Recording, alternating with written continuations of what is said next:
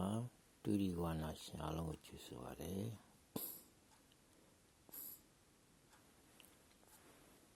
ဒီဘက်က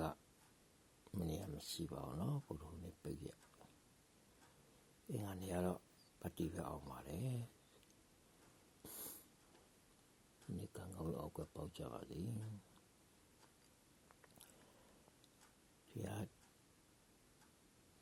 ဒီတက္ကနာက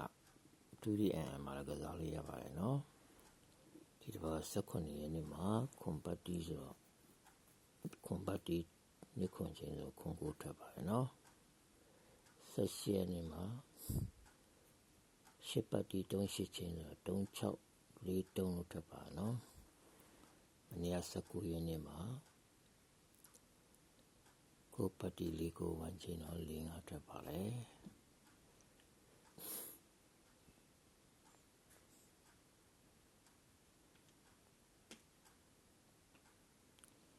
ဒီနေ့20ရက်နေ့ဆိုတော့တုံညပတ်တီတုံညငါ1ချင်းနော်ဒုတိယမှာလည်း